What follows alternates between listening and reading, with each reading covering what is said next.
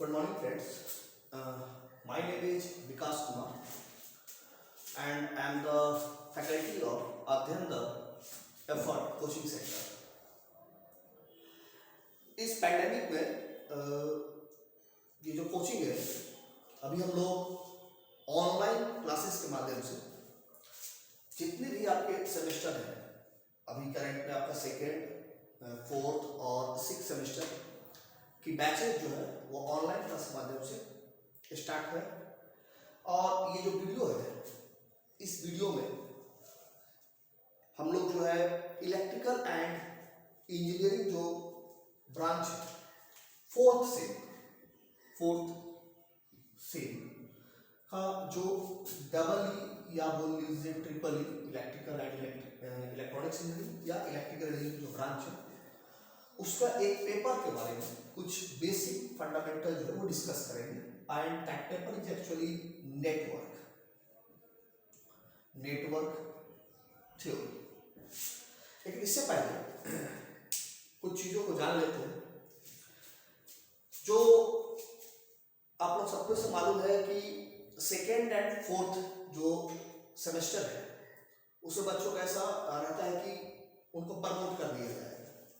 लेकिन प्रमोट करना कहीं से कहीं तक आपके ब्राइट फ्यूचर के लिए सही नहीं है, क्योंकि प्रमोट कर देने से आप सब्जेक्ट को, बहुत सारे बच्चे क्या होते हैं सब्जेक्ट के बारे में जानने की इच्छा रखते हैं, अल्टीमेटली ये बड़े उन्हीं के ऊपर आने वाला है। लाइक अगर आप बात करो इस नेटवर्क थ्योरी पेपर का, तो इसका जो रिलेवेंस है, जो इसका रूट है, वो थर्ड सेमेस्टर का बेसिक इलेक्ट्रिकल पेपर से जुड़ा हुआ है। अब बेसिक इलेक्ट्रिकल पेपर में अगर आपका मान के चलिए केसीएल क्लियर नहीं है, केवीएल क्लियर नहीं है, आपका नॉर्टन्स थ्योरम क्लियर नहीं है, मैग्नेटिक सर्किट का कॉन्सेप्ट वीक है, तो आपको इस पेपर में तो दिक्कत होगा सो होगा ही। साथ ही साथ आपको फोर्थ सेमेस्टर में मशीन जो है उसमें प्रॉब्लम आएगा, उसके आप कॉन्सेप्ट को नहीं समझ पाइएगा। पावर सिस्टम में प्रॉब्लम आएगा, आगे चल के आपको और भी जो पेपर है कंट्रोल सिस्टम वगैरह आपको पढ़ना रहेगा, उसमें प्रॉब्लम आएगा।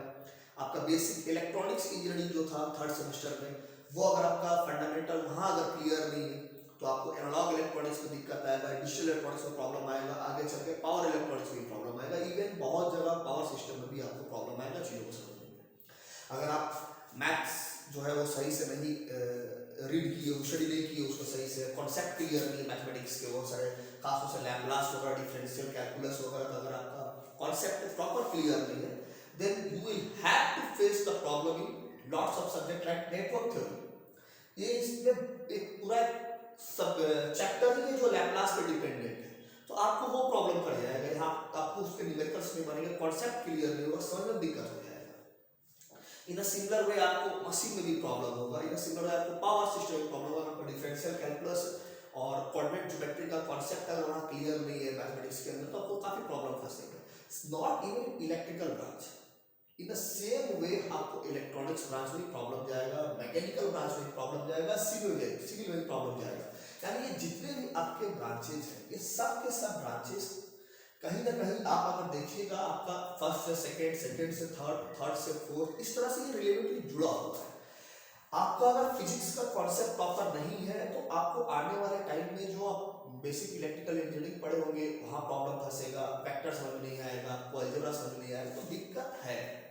तो प्रमोट कर देने से अगर आप लोग पढ़ नहीं रहे, ये सोच रहे कि हमको प्रमोट कर दिया जाएगा, मेरे पास मार्क्स आ जाए, तो आप प्रमोट करने के लिए ही सिर्फ पास कर रहे हो बस, आपका कोई और उद्देश्य नहीं है। आप सब्जेक्ट को जानना नहीं चाह रहे हो, आप आगे चल के कंपटीशन फेस जब करोगे तो आपको बहुत ज्यादा प्रॉब्लम फेस करना पड़ेगा, क्योंकि जब आप कंपटीशन में जाओगे तो वहाँ 6 to 7 मंथ के अंदर पूरा सिलेबस कवर अप करना होता है। अब वो आपका first semester, second semester, third semester ऐसे नहीं पढ़ाया जा सकता, किसी भी इंस्टीट्यूट में नहीं पढ़ाया जा सकता। भले कोई भी इंस्टीट्यूट ये बोले कि हम कितना भी बेसिक से लेके चलते हैं, आज हम आपको कितना भी बेसिक्स लेके बोले, लेकिन अगर आपको ABCD की प्रॉब्लम है, आप प्रॉपर सेंटेंस नहीं बना पा रहे, तो अब आप लॉन्ग आंसर नहीं लिख पाओगे। तो किसी बंदा को अल्फाबेट नहीं समझ नहीं आ रहा है कि A क्या है, B क्या है, तो कोई टीचर जो है उसको अल्फाबेट सिखाएगा ना, अब उसको ABCD ये ना सिखाना शुरू करेगा क्लास 9 में, 10th में, तो उसको एक लेवल से ही बताया जा सकता है। बहुत ज़्यादा नीचे उतर के बहुत ज़्यादा बेसिक्स में जाकर पढ़ाने से क्या है, जो ड्यूरेशन ऑफ द कोर्स होता है, जो लेंथ ऑफ द कोर्स होता है, वो बहुत ज़्यादा हो जाएगा, थोड़ा मोड़ा नहीं होगा। तो इसलिए आपको थोड़ा बहुत जो जानकारी है वो आपको डिप्लोमा में होना चाहिए। इससे आपका बीटेक में हेल्प होगा। बीटेक अगर आपका सही रहेगा तो आपको एमटेक में आगे चल के हेल्प होगा। सिर्फ बीटेक एमटेक ही, अगर आप डिप्लोमा के बेसिस पे इलेक्ट्रिकल इंजीनियरिंग ब्रांच है अगर आपका, या सिविल है या मैकेनिकल है या इलेक्ट्रॉनिक्स, आपको बहुत सारे गवर्नमेंट सेक्टर्स में आपको जॉब रखे हुए हैं, ठीक है। एनटीपीसी है, भेल है, सेल है, एसएससी जेई है। इसके अलावा आपको स्टेट जो एग्जाम होते हैं उनके जो एग्जाम होते हैं, जेपीएससी जूनियर इंजीनियर का एग्जाम निकलता है, तो लॉट्स ऑफ पेपर्स आते हैं, लॉट्स ऑफ अपॉर्चुनिटीज आते हैं, और सब में आपको इन्हीं डिप्लोमा के बेसिक जो क्वेश्चन है वो पूछे जाते हैं, और आप उसकी तैयारी करते हो आफ्टर डिप्लोमा, और आप उसमें 7 मंथ 8 मंथ 1 ईयर देते हो। लेकिन वो जो आप 7 8 या 1 ईयर दे रहे हो, उसमें कोई भी कोचिंग आपका बहुत ज़्यादा नीचे से आपको नहीं पढ़ा सकता है। उसका एक लेवल रहेगा कि वहाँ से एटलीस्ट वो चीज़ों को उठाएगा, तभी जाकर वो आपको 6-7 मंथ में खत्म कर पाएगा। वैसे कोई भी टीचर चाहता है कि बेसिक्स बिल्कुल क्लियर कर दे, लेकिन एक टीचर को भी अपना एक लिमिटेशन है कि वो 6 मंथ का बेसिक इलेक्ट्रिकल या 5 मंथ का जो बेसिक इलेक्ट्रिकल का पेपर है और नेटवर्क का 5 मंथ का, तो 10 मंथ का ये दोनों पेपर मिला के आपको एसएससी जेईई में नेटवर्क थ्योरी बनता है, ये कंप्लीट। इससे आपको 40-45 मार्क्स के आसपास का क्वेश्चन रहता है। 40 to 45 के बीच में इससे क्वेश्चन पूछे जाते हैं। बेसिक इलेक्ट्रिकल इंजीनियरिंग और नेटवर्क थ्योरी अगर मिला लीजिएगा तो 100 में से आपको एसएससी जेईई में आपको अप्रॉक्सीमेट 40 से 45 मार्क्स का क्वेश्चन पूछता है। तो ये जो क्वेश्चन है, तो इसको अब कराना है तो बहुत ज्यादा टीचर के पास भी उसका लिमिटेशन है कि कितना वो नीचे से पढ़ाना शुरू करेगा, तो बहुत ज्यादा नीचे से नहीं शुरू कर सकता है। बहुत ज्यादा टाइम देगा तो 10 मंथ्स लग जाएगा उसको सिर्फ बेसिक इलेक्ट्रिकल और नेटवर्क थ्योरी को कंप्लीटली कवर अप करने में। तो फिर बेचारा बाकी का पेपर कब पढ़ाएगा, मशीन कब देखेगा, पावर सिस्टम कब देखेगा, और सभी पेपर में इसी तरह का रोल आपका फेस करेगा। इसलिए जो बात है वो बात ये है कि अगर आपको प्रमोट कर दिया जा रहा है, ठीक है, और आप सिर्फ इस बेसिस पे पढ़ाई नहीं कर रहे हो कि हाँ आपको प्रमोट कर दिया जा रहा है इसलिए आपको पढ़ने का क्या जरूरत है, तो कहीं ना कहीं आप अपने फ्यूचर को बर्बाद कर रहे हो, खेल भी रहे हो, पूरी तरह से बर्बाद कर रहे हो। तो ये एक सजेशन है, आप जहां भी आपको जो भी प्लेटफॉर्म मिल रहा है, जहां भी आपको इच्छा हो रही है, ठीक है, अध्ययन द एफर्ट का एक छोटा सा प्रयास है कि ऑनलाइन माध्यम से हम लोग ज़्यादा बच्चों को जो उनके डिप्लोमा के जो कोर्सेज है उनको सही तरीके से उनका सिलेबस जो है वो कवर अप कर दिया जाए। तो इसके रिगार्डिंग अगर आप देखिएगा तो लगभग जितने भी ब्रांच है, आपको कंप्यूटर साइंस ब्रांच है, आपको इलेक्ट्रॉनिक्स ब्रांच है, मैकेनिकल है, सिविल है, इलेक्ट्रिकल है, इन सभी के सभी ब्रांचेस की जितने भी पेपर है 2nd में, 4th में और आपका 6th में, ये स्टार्ट है। आपको नेटवर्क थ्योरी का फ्रेश बैच जो है इलेक्ट्रिकल वालों के लिए, नेटवर्क थ्योरी का फ्रेश बैच जो है वो 27 मई से शुरू हो रहा है। 27 मई 2021 ये स्टार्टिंग डेट है। इस तारीख से आपको नेटवर्क थ्योरी का जो क्लासेस है वो बैच जो है वो शुरू हो रहा है। ऑलरेडी आपका इलेक्ट्रिकल मशीन जो 1 है वो ऑलरेडी रनिंग में है, ठीक है। आपका अभी जो है 2nd पेपर नेटवर्क थ्योरी वो शुरू हो रहा है, तो बैचेज ऑलरेडी रनिंग में है। 6 सेमेस्टर का 2 पेपर शुरू हो चुका है, 2nd सेमेस्टर का पेपर शुरू हो चुका है, तो 2nd का तो सारे लगभग शुरू हो चुके हैं। तो आपको जो भी बैच है, बैच बढ़ रहा है, ऐसा नहीं कि आपको जो है बैच जो है आपको 2nd सेमेस्टर का बैच शुरू हुआ है तो आप उसके लिए या फ्रेश बैच के लिए आप इस जो ये जो दिया गया नंबर है कांटेक्ट करने के लिए 6207254711, ठीक है। यहाँ पर आपको मिस्टर रवि कुमार बर्मन जी से बात हो जाएगी। सर का जो नाम है मिस्टर रवि कुमार बर्मन, ठीक है। तो ये सर से आपको बात हो जाएगी। ये सर जो है आपको कैसे कोर्स में इन्वॉल्व होना है, ऑनलाइन के माध्यम से कोचिंग का अपना ऐप है, आप उस ऐप को इंस्टॉल करके प्ले स्टोर से आप उसमें क्लासेस जो है वो कर सकते हो, कंटिन्यू कर सकते हो। तो कोचिंग जो है ऐप के माध्यम से आपको पूरा ऑनलाइन क्लासेस प्रोवाइड कर रहा है। ऑनलाइन क्लासेस जो है उसके बारे में कुछ जान लीजिए। तो ऑनलाइन जो क्लास आपको दिया जाएगा उसमें आपको 2-4 चीज बहुत ही बेसिक फैसिलिटी जो है वो मिलेगा। जैसे आपको लाइव लेक्चर कर ही सकते हो अटेंड, कोई प्रॉब्लम नहीं है। इसके अलावा जो लाइव लेक्चर वो रिकॉर्डेड फॉर्म में रिकॉर्डेड हो जाएगा। रिकॉर्डेड जो लाइव लेक्चर है, रिकॉर्डेड वीडियो लेक्चर है, वो आपको मिल जाएगा विद इन 24 आवर्स। आपको ऐप पर जो वीडियो है अपलोड कर दिया जाता है। आप वहां से वीडियो को आप 10 बार चाहे देखना, 10 बार देखकर चीजों को काफी क्रिस्टल क्लियर तरीके से आप समझ सकते हैं।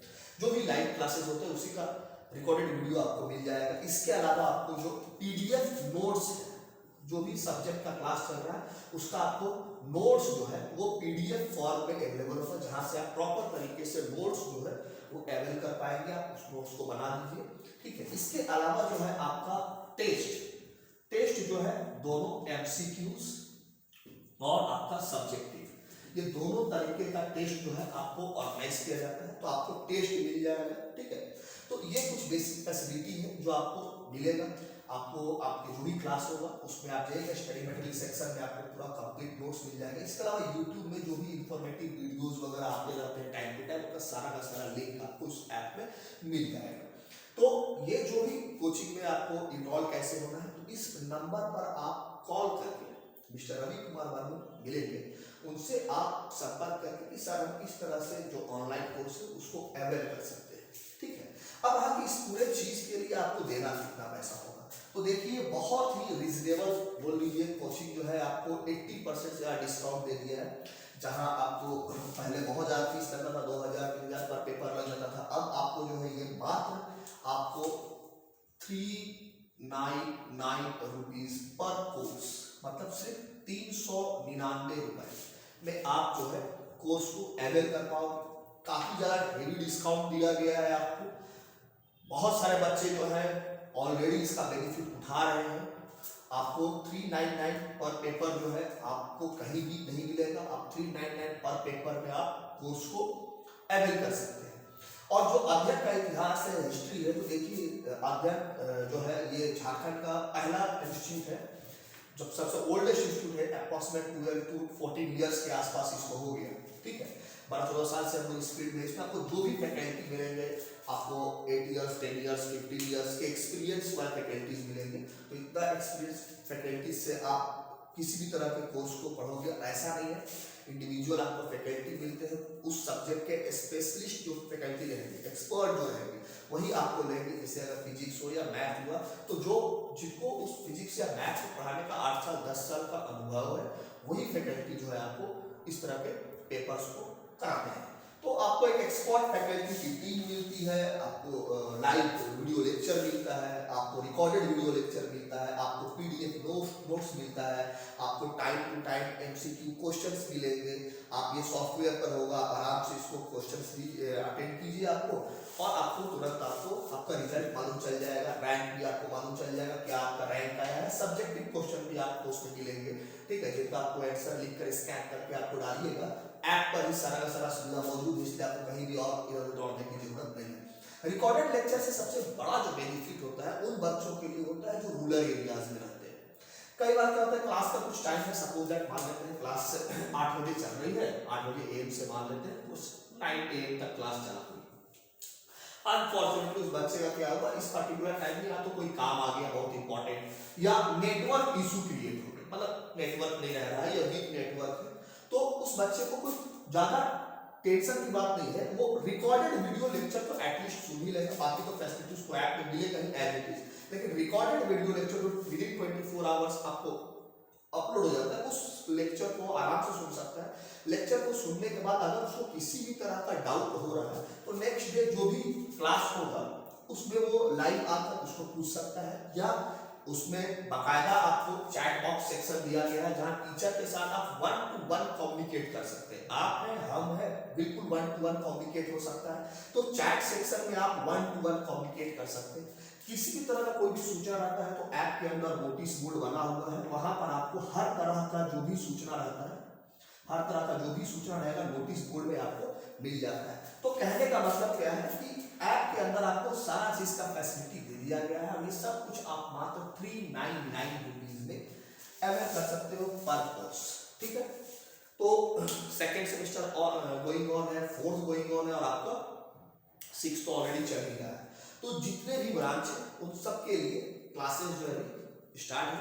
तो ये था एक छोटा सा प्रमोशनल आपको जो था इंफॉर्मेशन जो हमको देना था वो दे दिए। अब नेक्स्ट कम द पॉइंट, हम लोग का जो पेपर है यार that is network theory. Okay, तो this paper is actually network theory, network theory. देखिए इसके अंदर अगर हम लोग बात करें, पहला जो यूनिट है, ठीक है, फर्स्ट जो यूनिट है नेटवर्क थ्योरी के अंदर वो बेसिक्स है कि आपको नेटवर्क किसे कहते हैं, सर्किट किसे कहते हैं, वो सब बेसिक्स है। लेकिन आज हमको यहाँ पर बेसिक्स जो पहला चैप्टर है वो बताने के लिए नहीं आया, क्योंकि नेटवर्क थ्योरी पढ़ने से पहले जो कुछ चीजों को जानना चाहिए, जो कि बेसिक जो इलेक्ट्रिकल इंजीनियरिंग का जो पेपर था, ठीक है, इससे रिलेवेंट है।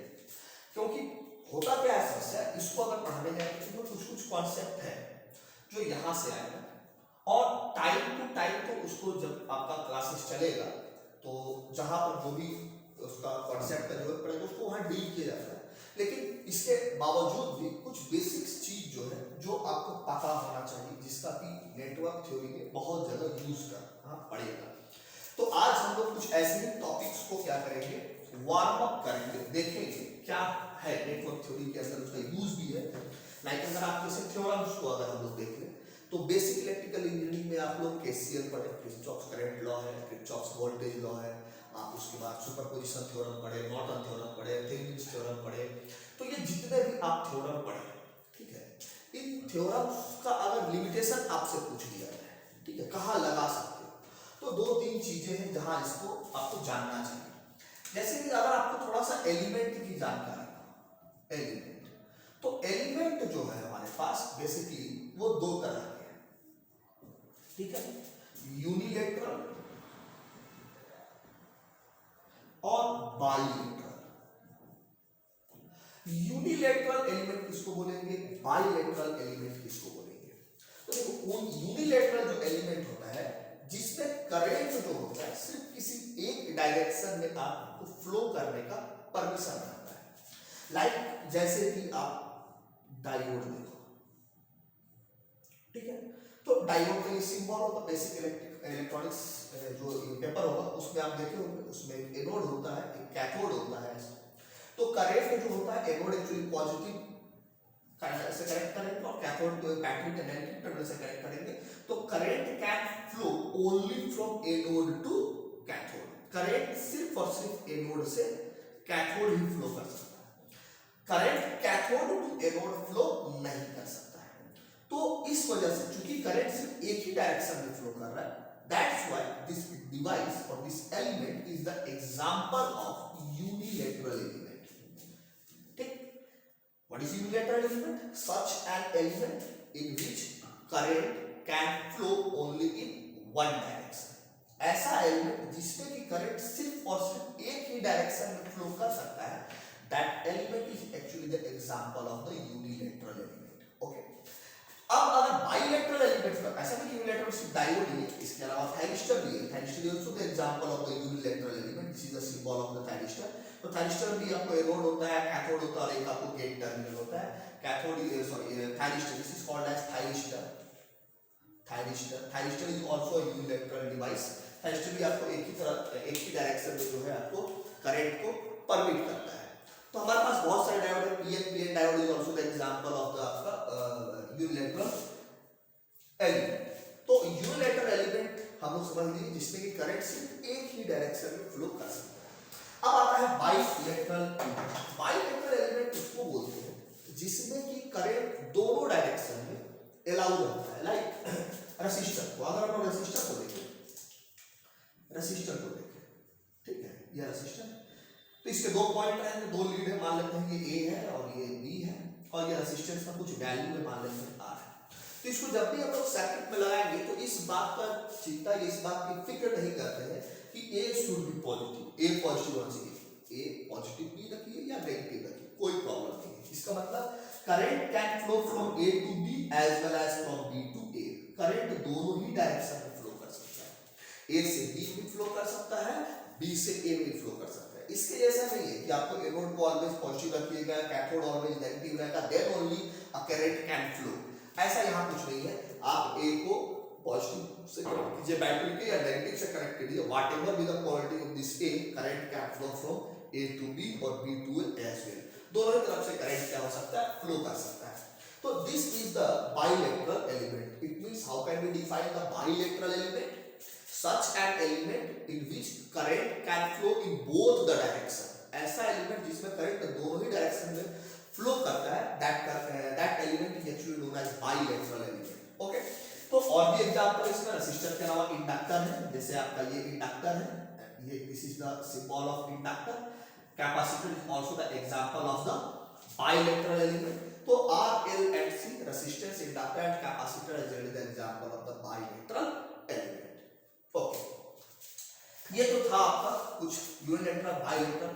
फिर आप लोग पढ़े होंगे कि जैसे आप थ्योरम पढ़ते हैं तो जो भी आप थ्योरम पढ़े होंगे तो उसमें डेफिनेशन लिखता होगा बाइलेटरल एलिमेंट के लिए ही कोई भी थ्योरम जो है आपको वो फिक्स किया गया है, उसी में वो थ्योरम जो है अप्लाई कर सकते हैं बाइलेटरल एलिमेंट। उसी तरह से लीनियर और नॉन लीनियर ये भी एलिमेंट को क्लासिफाई करते हैं। एलिमेंट भी दो तरह से हो सकते हैं, लीनियर एलिमेंट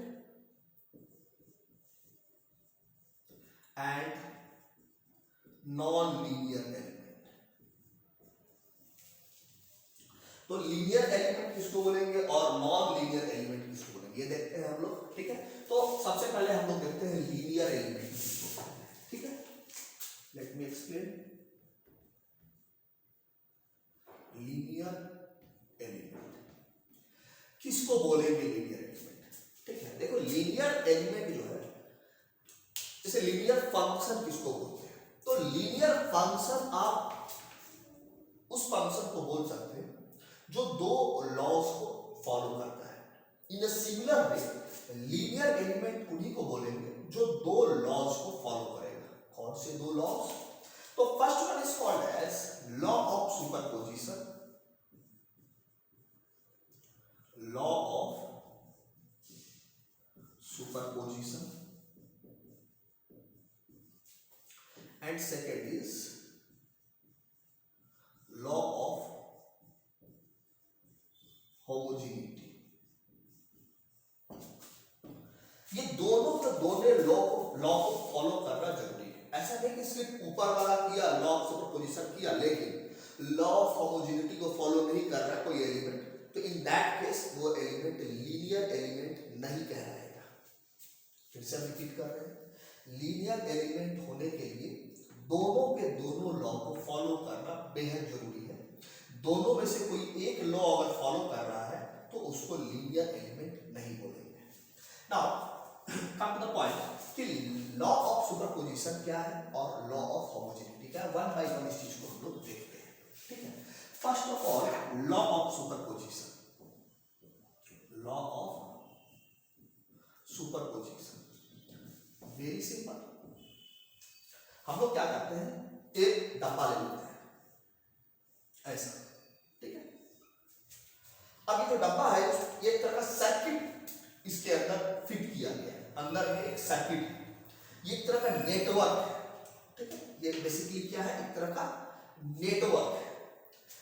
सर्किट है, कैसा भी सर्किट होगा, आई डोंट नो किस तरह का सर्किट है, लेकिन ये एक तरह का सर्किट है इस डब्बे के अंदर।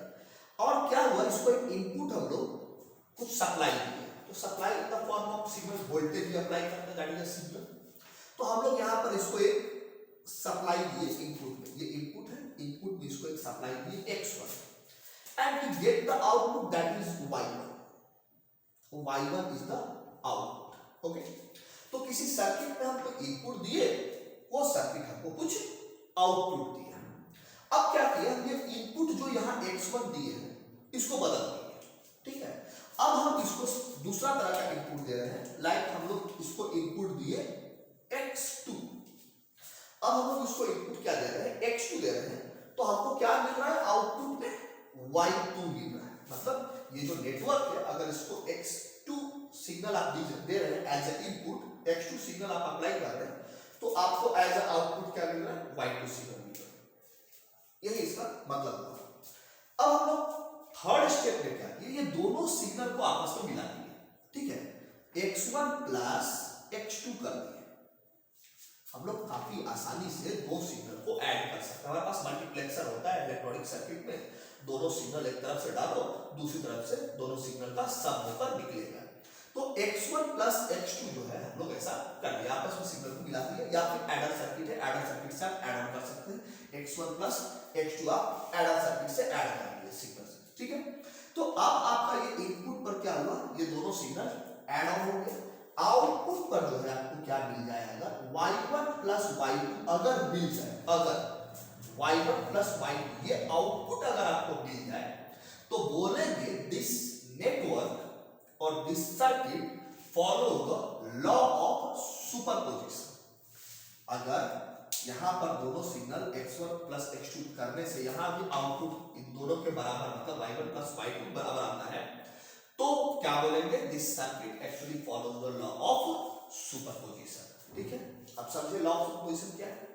उसी तरह से जो दूसरा लॉ है that is law of homogeneity, the second law है that is law of homogeneity. Then what do you mean by the law of homogeneity? Law of homogeneity का मतलब क्या है, अगर आप इनपुट को k टाइम्स बढ़ा दे रहे हैं, हम क्या किए इनपुट में k टाइम्स इंक्रीज कर दिए, और ये जो भी सर्किट है अगर आउटपुट को भी k टाइम्स बढ़ा दे, अगर इनपुट k टाइम्स बढ़ने से आउटपुट भी k टाइम्स बढ़ जाएगा, देन क्या बोलेंगे, this circuit obeys the law of homogeneity. तब ये लॉ ऑफ होमोजेनिटी को क्या कर रहा है, फॉलो कर रहा है या ओबे कर रहा है। ठीक है, तो अगर ऐसा कोई एलिमेंट है जो इन दोनों लॉ को फॉलो करता है, then that particular element is actually known as linear element.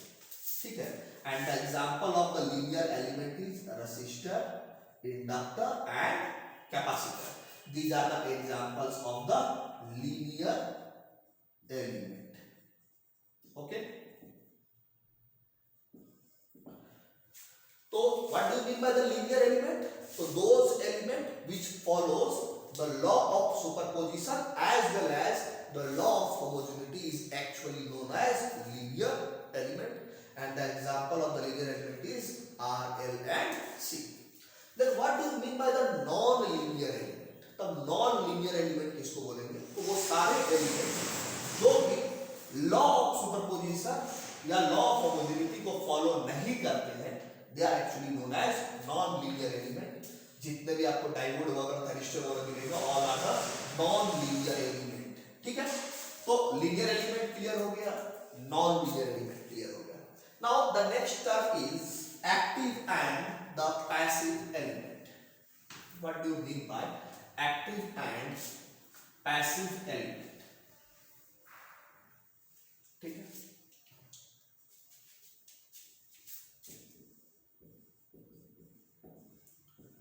Active and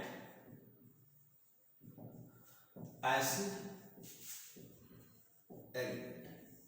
active और पैसिव एलिमेंट किसको बोलते हैं? देखिए, एक्टिव एलिमेंट वो होता है जो सर्किट के अंदर पावर सप्लाई या इलेक्ट्रिकल सप्लाई देने में कैपेबल होता है। कोई हम लोग सर्किट ड्रॉ किए लाइक दिस, अगर हम लोग एक सर्किट इस तरह से ड्रॉ कर देते हैं, this is a very simple circuit, basic electrical engineering में ऐसा सर्किट आप लोग देखे होंगे। ठीक है, अब इसको थोड़ा करंट सोर्स से बदल देते हैं। ठीक है, this is a current source, तो ये आपका एक वोल्टेज सोर्स है, मान लेते हैं वोल्टेज सोर्स V1 है, ये करंट सोर्स है, मान लेते हैं करंट सोर्स I1 है, ये एक रेजिस्टेंस R1 है, ये एक रेजिस्टेंस R2 है, ये एक रेजिस्टेंस R3, ये समान है।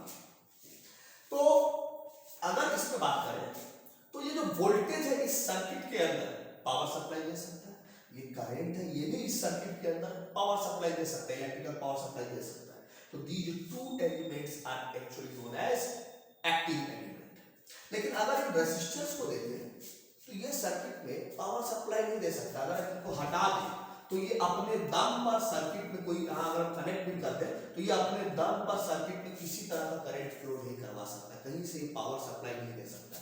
That's why these circuits, these elements are known as passive element.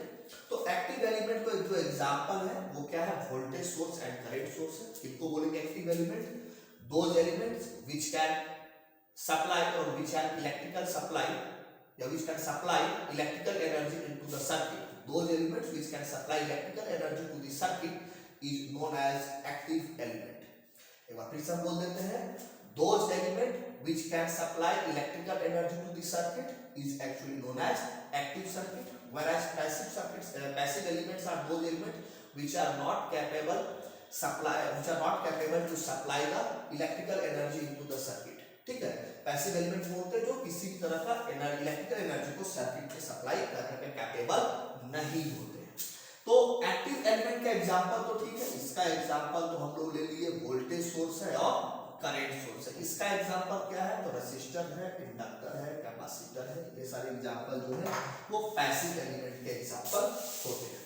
ठीक है, तो आई होप आपको थोड़ा बहुत ये एलिमेंट्स जो है ये क्लियर हुआ होगा। ठीक है, आपको थोड़ा बहुत ये एलिमेंट जो है वो क्लियर हुआ होगा। जो एक और जो आपको बेसिक फंडामेंटल जरूरत पड़ता है वो है आपको एसी के अंदर, ठीक है, फेजर अलजेब्रा जो आपको जरूरत पड़ेगा एसी के अंदर। क्या है, फेजर अलजेब्रा। तो फेजर अलजेब्रा जो है ये एक अच्छा खासा टॉपिक है। तो इसके अंदर जो हम लोग एक सबसे पहला जो चीज है वो इस वीडियो लेक्चर जो कवर करेंगे, that is what do you mean by phase.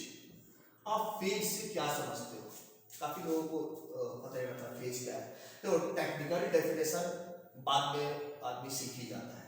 In layman language अगर बात करें तो what do you mean by phase, phase से आप क्या समझते हो? पर्टिकुलर फेज कहते हैं किसको? तो देखो फेज अगर आपने को जानना है तो सिंपल सा चीज बताओ। दो अगर हमारा ऐसा कोई ट्रैक बना हुआ है जहां जो रनर लोग है वो दौड़ रहा है, ट्रैक पे दौड़ रहा है, कुछ लोग कुछ खिलाड़ी दौड़ रहे हैं। ठीक है, तो ऐसा हमारे पास ट्रैक पर क्या होता है, बहुत सारे खिलाड़ी 8, 10, 20 जितने खिलाड़ी दौड़ाते हैं। तो ट्रैक पे बेसिकली क्या होता है, एक स्टार्टिंग पॉइंट होता है, एक स्टार्टिंग पॉइंट होता है और ये जो रेस शुरू होता है कहीं जाके खत्म होगा तो एक एंड पॉइंट होता है।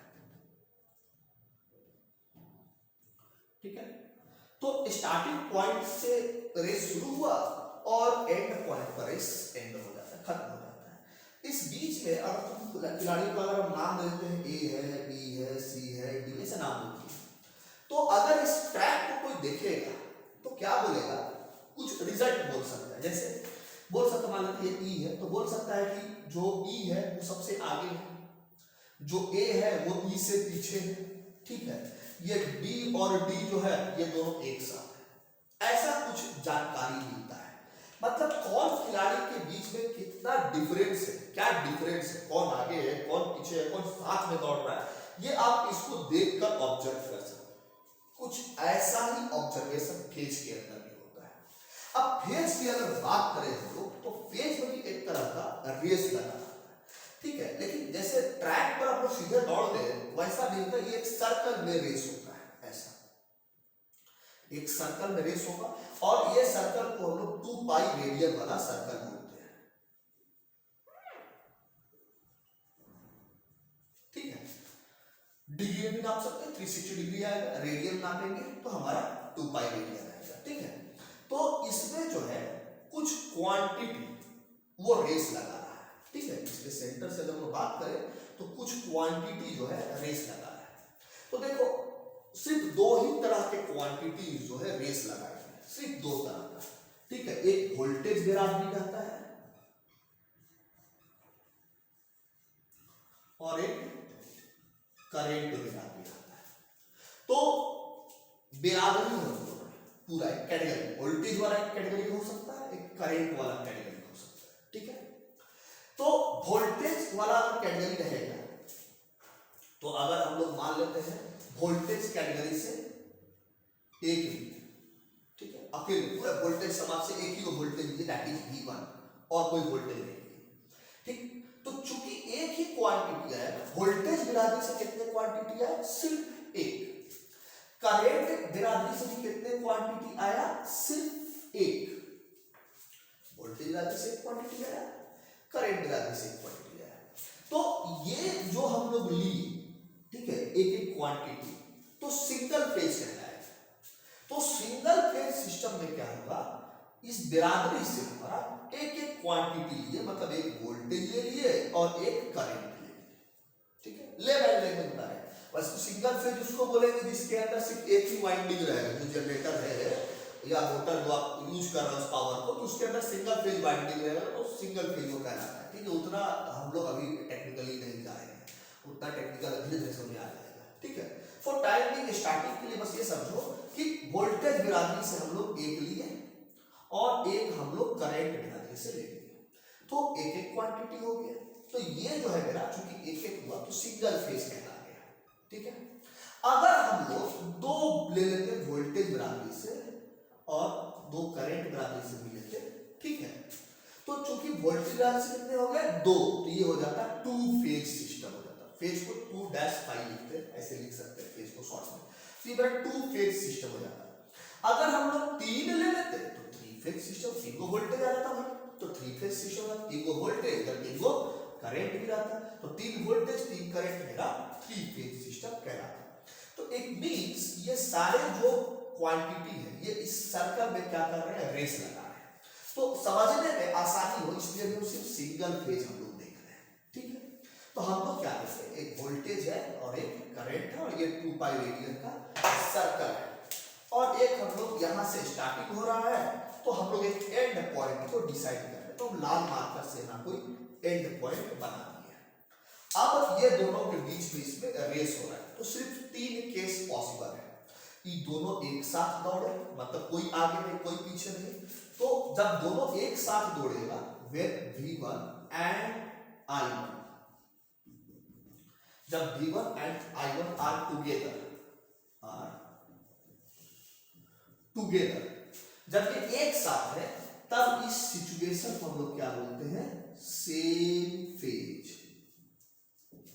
मतलब इस रेस में अगर ये यहां से स्टार्ट कर रहा है और ये एंड पॉइंट है, तो दोनों चला तो दोनों एक साथ यहां पहुंचेगा, तो बोलेंगे सेम फेज में।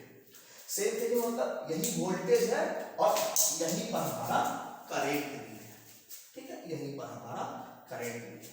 तो जब सेम फेज रहता है तो दोनों के बीच में जो अंतर है वो कितना डिग्री का है, फेज के अंदर जो अंतर है, डिफरेंस नापा जाता है दोनों के बीच में, इन दोनों के बीच में जो डिस्प्लेसमेंट है उसको मेजर करेंगे एंगल के फॉर्म में, तो 0 डिग्री आएगा। ठीक है, तो सेम फेज में फेज एंगल कितना हो जाता है, सेम फेज के अंदर अगर हम लोग फेज एंगल देखेंगे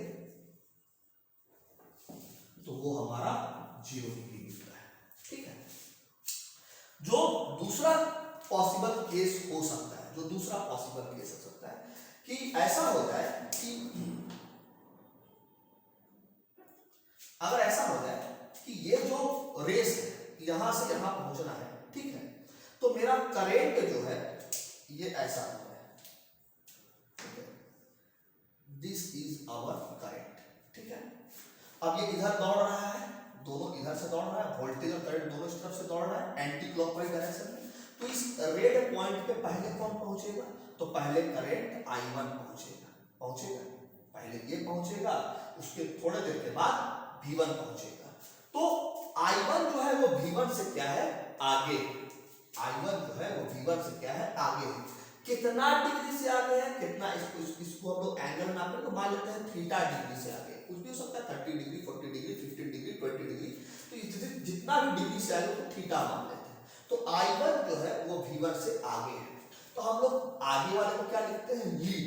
तो I1 क्या किया, I1 Leeds V1, I1 Leeds V1, I1 जो है V1 से को लीड कर रहा है, आगे है I1 जो है V1 से, तो I1 लीड्स V1 कितना डिग्री एंगल से, तो by an angle theta degree angle से क्या है, आगे।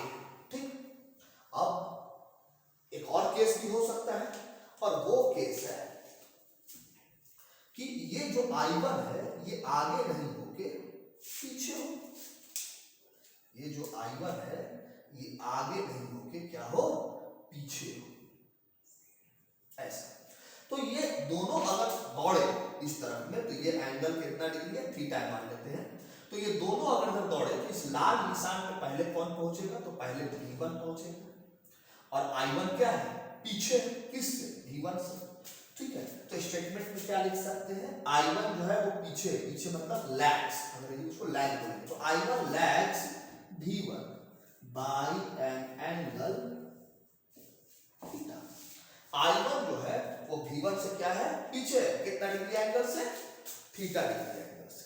ठीक है, तो ये तीन ही केस इस सर्कल में भी दौड़ेंगे तो ये तीन ही केस पॉसिबल होता है। अब ये जो एंगल लिया जाता है, तो एंगल दो तरीके से नाप सकते हैं।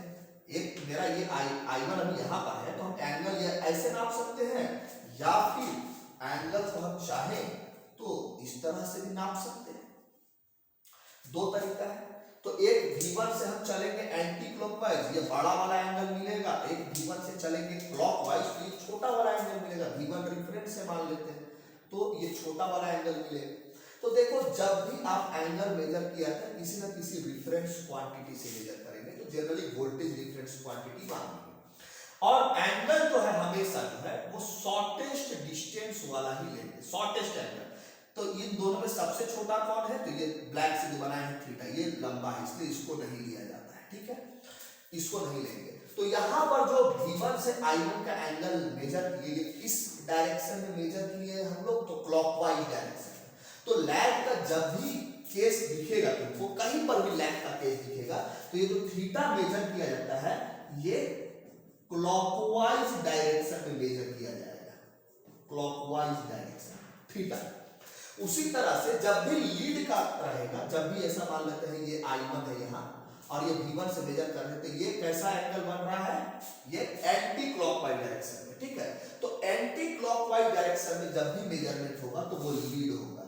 तो लीड वाला एंगल किसमें मेजर किया जाएगा, एंटी क्लॉकवाइज डायरेक्शन। ठीक है, तो लीड वाला में हम लोग एंगल हमेशा एंटी क्लॉकवाइज डायरेक्शन में मेजर करते हैं, जबकि लैग वाले में एंगल हमेशा क्लॉकवाइज डायरेक्शन में हम लोग क्या करते हैं, मेजर करते हैं। ठीक है, तो ये था हमारा फेज। फेज एक्चुअली किसको बोलते हैं, तो फेज जो होता है ये 2 पाई रेडियन में जो सर्कल, 2 पाई रेडियन का जो सर्कल होता है उसमें किसी क्वांटिटी का, किसी भी क्वांटिटी का ये फेज डिस्प्लेसमेंट बताता है, किसी क्वांटिटी का पोजीशन बताता है, डिस्प्लेसमेंट बताता है, उसको हम लोग फेज बोलेंगे। ठीक है, तो फेज ऐसा 3 तरह के हो सकता है। तो आई होप आप लोगों को ये सारा चीज क्लियर हुआ होगा।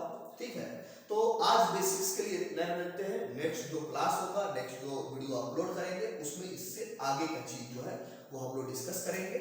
वंस अगेन आप सभी से एक रिक्वेस्ट है कि चैनल को काइंडली सब्सक्राइब जरूर कर लें, ताकि कोई भी जो वीडियो है वो जब अपलोड हो तो आप तक उसका नोटिफिकेशन आ जाए। ठीक है, तो मिलते हैं हम लोग नेक्स्ट लेक्चर में। Till then thank you.